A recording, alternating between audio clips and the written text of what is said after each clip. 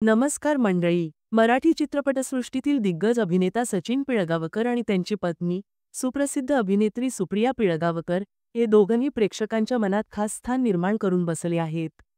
त्यांच्या मुलीचं नाव तुम्हाला नक्कीच माहीत असेल, श्रेय पिळगावकर.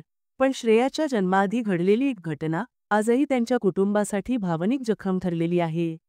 ही गोष्ट आहे त्या काळाची, जेव्हा सचिन आणि सुप्रिया यांच्या संसारात अजून श्रेयाचा जन्म झाला नव्हता. त्याच काळात त्यांच्या आयुष्यात आली एक छोटीशी मुलगी, करिश्मा मखानी.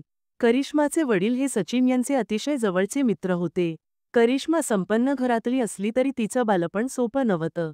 लहानपणीच तिच्या आईला गंभीर आजार झाला आणि त्यामुळे तिचे वडील तिला सोबत घेऊन रेस्टॉरंट किंवा कामाच्या ठिकाणी जात असत. याच काळात एका अपघाती भेटीत सचिन आणि सुप्रिया यांची करिश्माशी ओळख झाली. तिच्या परिस्थितीने ते दोघेही हेलावून गेले आणि त्यांनी तिला आपल्या घरी आणण्याचा निर्णय घेतला. त्यावेळी करिश्मा केवळ 3-4 वर्षांची होती. सुप्रिया यांनी तिच्यावर आईसारखं प्रेम केलं, तिच्या प्रत्येक गरजेकडे लक्ष दिलं. इतकंच नाही, तर सचिन आणि करिश्माच्या वडिलांनी मिळून किटू फिल्म्स नावाची चित्रपट कंपनीही स्थापन केली.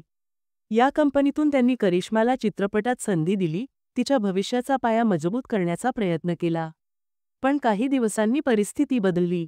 गैरसमज, मतभेद आणि विश्वासघात यांनी नातं तुटलं.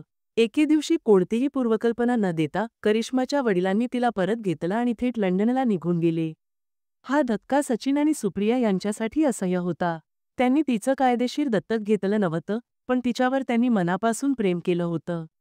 तिच्या अचानक जाण्याने त्यांचा संसार जणू एक शून्य घेऊन बसला.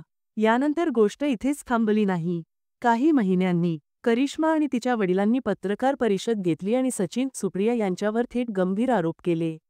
यामुळे माध्यमांमध्ये खळबळ उडाली, अफवा पसरल्या, गैरसमज निर्माण झाले. याचवेळी एक विचित्र गैरसमज लोकांमध्ये पसरला की श्रेया पिळगावकर ही त्यांची दत्तक मुलगी आहे.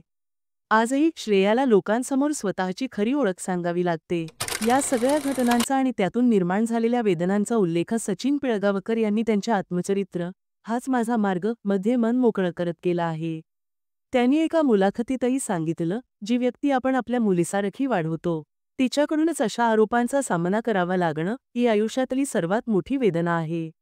ही केवळ एका कुटुंबाची कथा नाही, तर त्या प्रेम, विश्वास आणि नात्यांच्या गुंतागुंतीची कहाणी आहे, जिथे एक गैरसमज अनेक वर्ष मनावर ओरखडे उमटवून जातो. मित्रांनो, जर तुम्हाला ही कहाणी आवडली असेल तर लाईक आणि शेअर करायला विसरू नका. आणि अशाच आणखी खऱ्या घटना आणि कथा ऐकण्यासाठी आमच्या क्राईम वर्ल्ड मराठी चॅनलला आताच सबस्क्राईब करा.